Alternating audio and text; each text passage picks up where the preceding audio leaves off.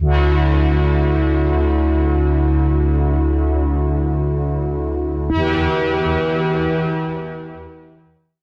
and welcome to MindOverMatters podcast with your host Tori.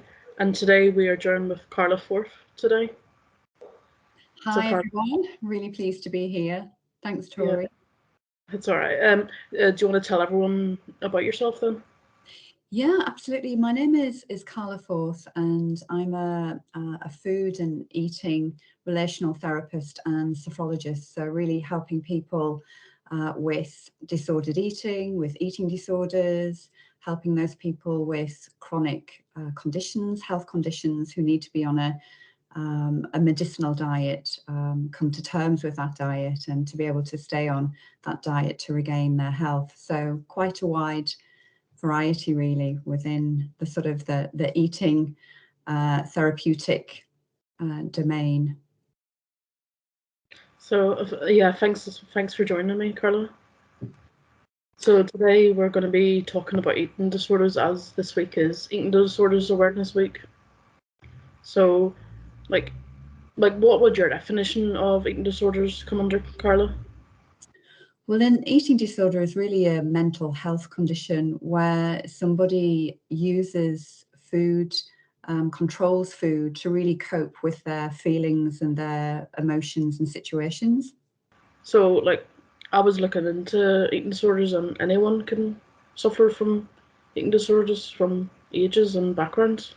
Yeah, it's really true. I think there's kind of an impression that it's only teenagers that suffer from an eating disorder, and it is still the case that there are a lot of teenagers who do suffer from eating disorders, but it can affect someone at any age. And I was actually 47 when I discovered my own eating disorder.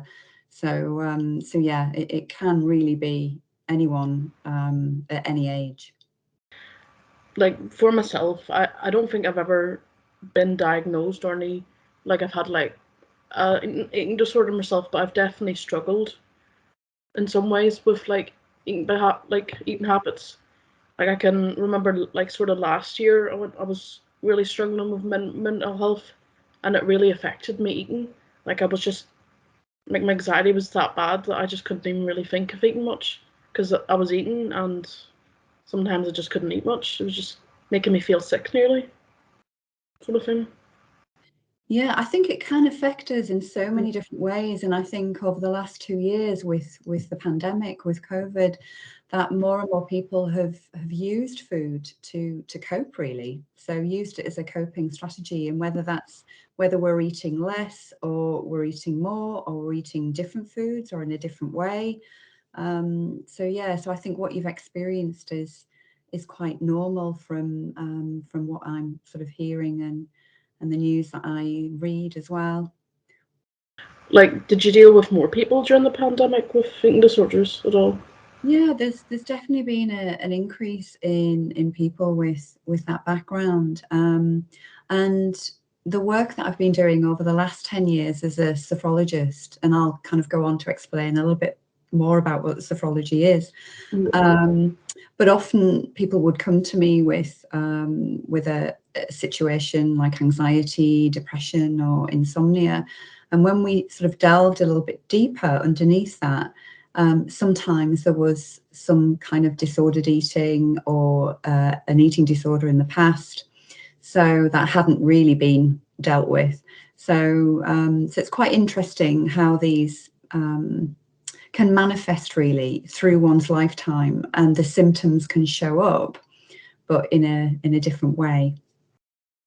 So what is the most common kind of cases that you deal with in eating disorders? The most common eating disorders are anorexia nervosa, bulimia, and binge eating disorder. But there are other eating disorders as well that kind of not as many people might have heard of, like nighttime eating disorder, where a person would wake up and would start eating during the night. Other things like orthorexia, which was the condition that I had, which was that's basically where we've got a compulsion to eat a clean diet, to be really perfect with our food and what we eat. So there are many different sort of varieties really, and interestingly, there's something called OSFED, which is other specified feeding and eating disorders, which this is where a person might not fully fit the format of a traditional eating disorder like anorexia nervosa. So if we take that for an example, somebody might show behaviors of anorexia nervosa, but actually might be within the normal weight range for their height. So so this is kind of like an umbrella term really to sort of catch those eating behaviors and disorders that might not necessarily be within the traditional eating disorder description. Yeah. So like there's many like causes for like different eating disorders. I suppose there's like psychological, environmental, and genetic that I suppose can impact people. Yeah, that's very true. And you know, the socio-cultural aspect of eating disorders for a long time has been thought of the main cause. So that's really where our sort of family life, our, you know, the caregivers that we grow up in, what sort of environment have we grown up in, and how has that predisposed us to getting an eating disorder. But psychologically, we may have actually experienced trauma or an adverse childhood experience in childhood that has impacted our psyche and the way we see ourselves within the world as well, which may mean we've adopted a certain eating pattern to cope with whatever might have happened to us. And I think recently, within the last 20 years or so, there's now kind of a new link towards genetics playing a bit of a part within an eating disorder. And that I think they're finding out that there is a link whereby people can be predisposed to getting an eating disorder if everything else is there, such as the environment and the psychological things. So often with genetics,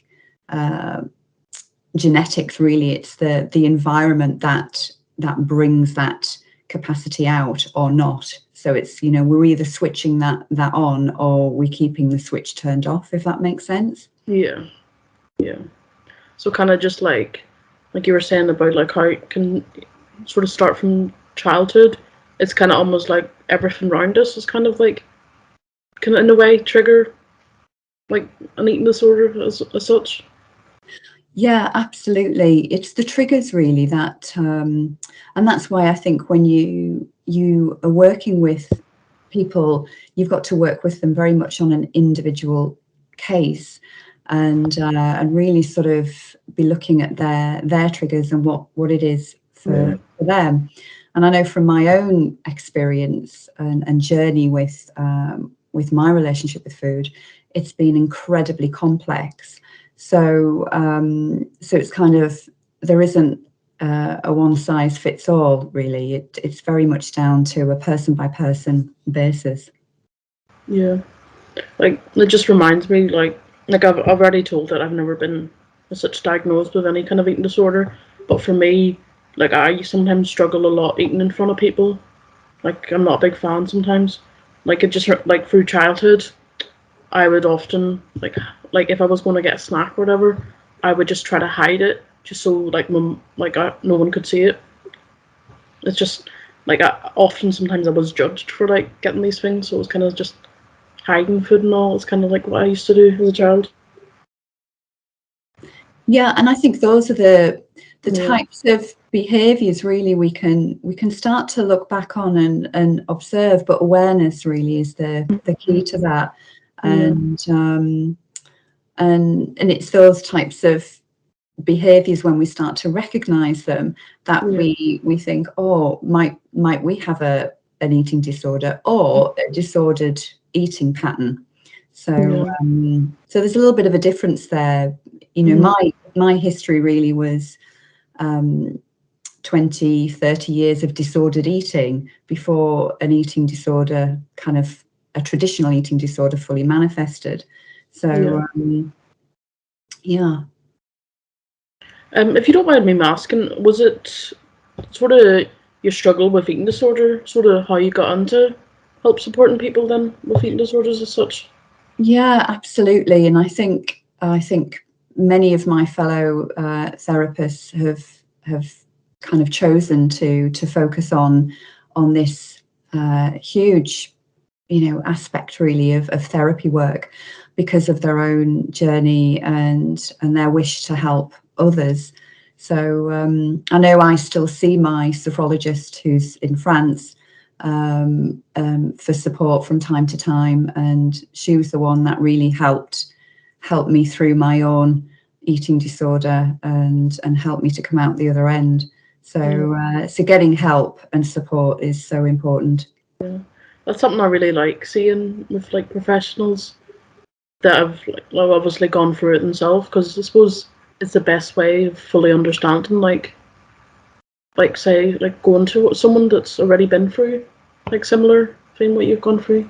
I think that's really nice.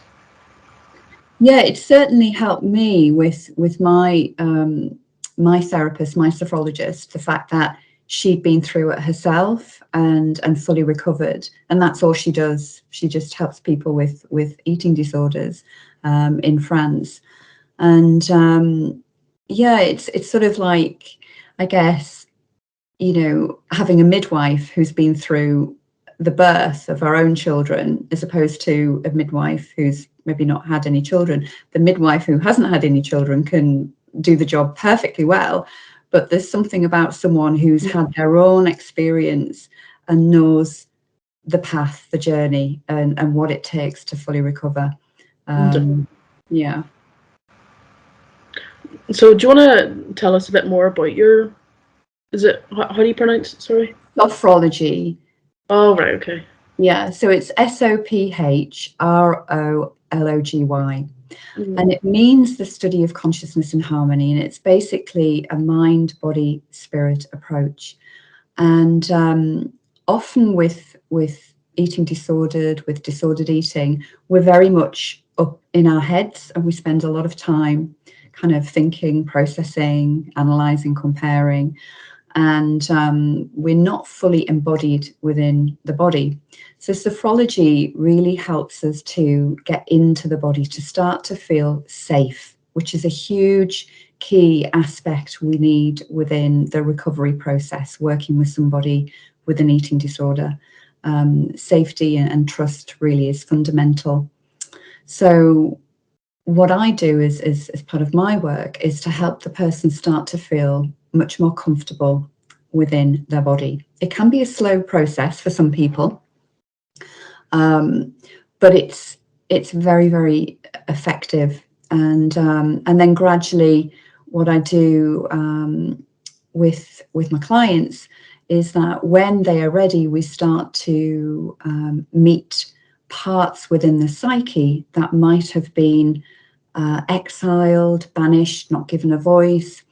And this is really where I think underpinning most causes of eating disorders, there's this feeling of not being good enough, of not really being enough. And we're sort of disconnected from ourselves and not really loving ourselves as much as we could.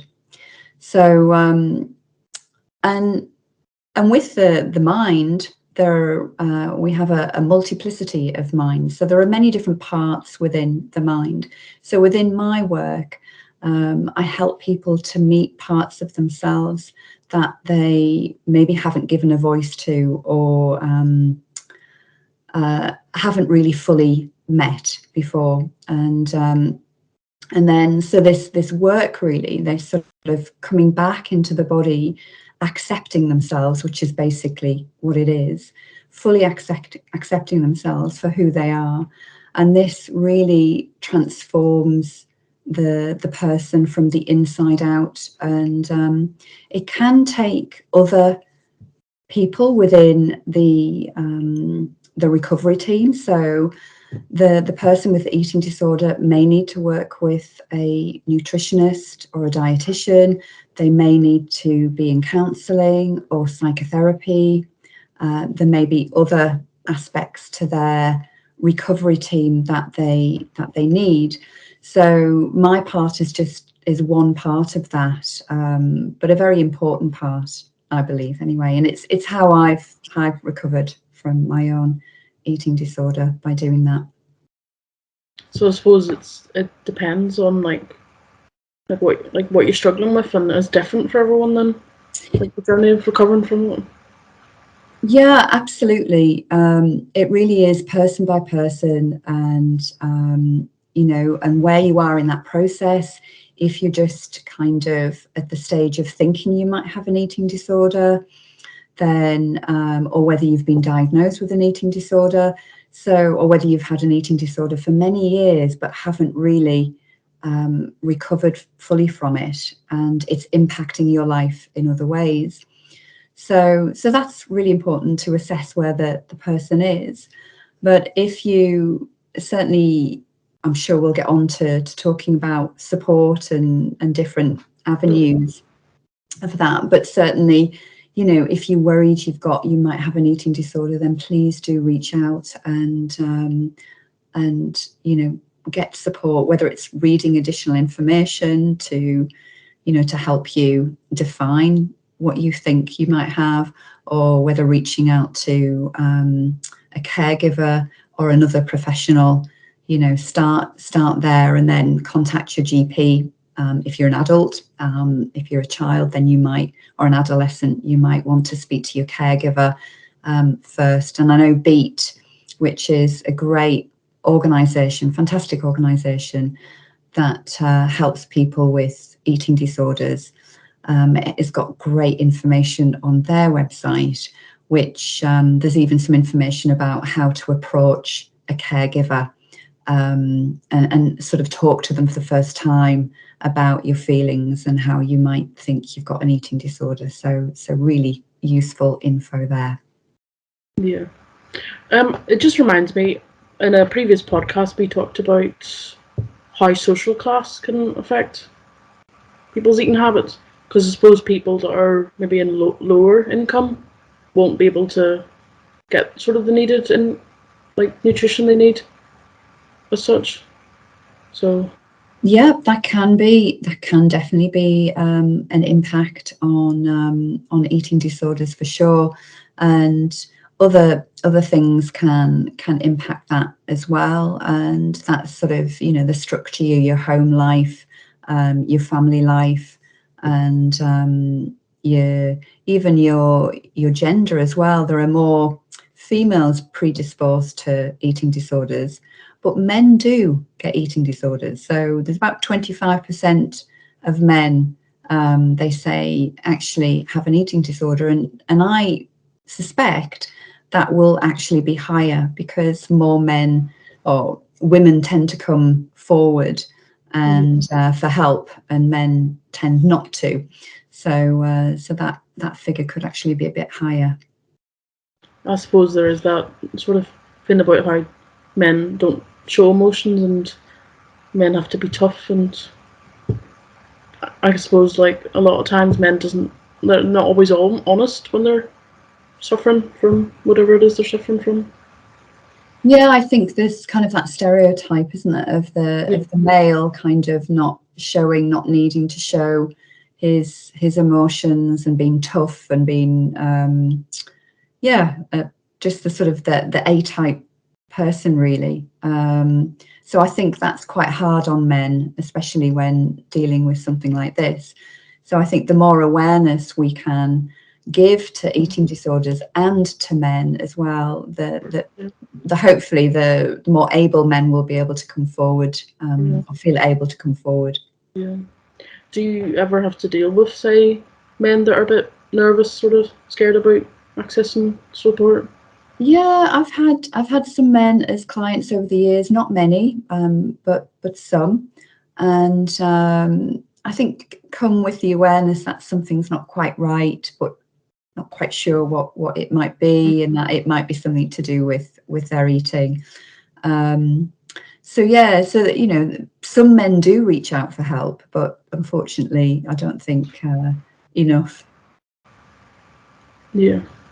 So I noticed, like you mentioned about beets, eating disorder. I remember it's sort of like a phone line you can ring. Yeah, I've got the phone line here actually. So for anyone in England who's might be watching this, their phone number is 0808 801 0677, and their website is beateatingdisorders.org.uk, and you can send an email as well to help@beatingeatingdisorders.org.uk. So somebody there will definitely be able to help you. Yeah, and I also noticed they also have a video chat in case their lines are a bit busy as well. Yeah, they do. Yeah. So no, it's a great website. Yeah. So, on average, how many people would you deal on a daily basis with eating disorders? Well, it can depend really, but you know, it's really kind of what my capacity is, but it can be 3 or 4 people in a day. In terms of regularity, I know what really kind of helped me with my own eating disorder was having regular sessions with my sophrologist. So I had weekly sessions, and then fortnightly sessions. So, and again, it really depends on the person and where they are, and what they need as to how regular they will have the sessions. Yeah. So, what is the best advice you could give to people that are maybe worried about if they have an eating disorder? I think really it's get support, find out more. So if somebody is sort of thinking that they might have an eating disorder, but they're not quite sure, then there is a lot of information online. I would probably go to somewhere like Beat First or use the NHS guidelines, because I think there is a lot of information out there, but you want the right information. So I would suggest somebody look there just to find out a little bit more about this condition. And then really it's get further support from a caregiver, you know, whether it's a family member or even a friend, or a professional, and then contact your GP if you can, and to get a formal diagnosis, which should hopefully make things a bit easier as well. Like I believe, like with like all the struggles, that researching into things is always the best first step to do, just to get your head wrapped around like what's Yeah, absolutely. I think sometimes as well that can be really empowering, to have more information and just a bit more data really, so that when you do come to have a conversation with your GP, you've got more knowledge and more understanding of what might be to come, and sort of the outcomes and the journey as well. I definitely think these conversations should be like sort of out there more, even like in schools or stuff, just so people can grow up being more aware about struggles and not have to be like scratching their head a bit like what's going on sort of thing. Yeah, absolutely. That's definitely one of my passions. I've done some work in schools before as a sophrologist, not with eating disorders, but certainly that's where I'd like my work to go, in the future, is to raise awareness, because I think, you know, how different my life could have been if I'd had more awareness of what I was doing. And, you know, now I think there is sort of the anti-dieting campaign. I think that's getting a lot of momentum and movement now. Things like intuitive eating. I think people are becoming more aware and open to talking about things like this. So I do hope that schools get it on their curriculum to raise more awareness, of eating disorders, because I don't know actually what the ages are here in the UK, but in the US, children as young as 10 and 11 have got eating disorders. In France, it's as young as 8 and 9. Some are being hospitalized. So yeah, we do need to start early, really. Yeah, so absolutely very passionate about that. Yeah, I think the earlier the better, sort of thing. Just make it a normal conversation with family. Yeah, and that's a great point, because it's the family, it's this sort of the caregiver environment, and it's where even the language, as a caregiver, if you're responsible for children and parents, it's the language that you use and the things that you express around your children that can make such a difference to how they feel about their relationship with food. And so that the messages need to be out there in schools and at home. Most definitely. Well, thanks very much for talking to me, Carla. You're welcome. You're absolutely welcome. It's been a pleasure to be on this podcast with you. And if anyone wants to reach me, you can get me on, if you want to do it by email, info@beinharmony.co.uk, or telephone. I need to look at my telephone because I've forgotten what it is. 07884 101164. And I'm actually just changing my website at the moment, so I'm launching a new website in April. But people can get hold of me on the old website, which is beinharmony.co.uk. Okay, I'll make sure to put all the links down in the description just so everyone can find you. Oh, great. Okay, I mean, there's so much we could talk about. But I know we're constrained to time, so thank you so much. Well, thank you very much, Carla. Next week, or next podcast, we'll be talking about body image and self-love. Very interesting. Well, yeah, it's part of what we do as an eating disorder specialist. Yeah. Well, thanks very much, Carla, and I'll catch everyone next podcast then. Thank you. Thanks.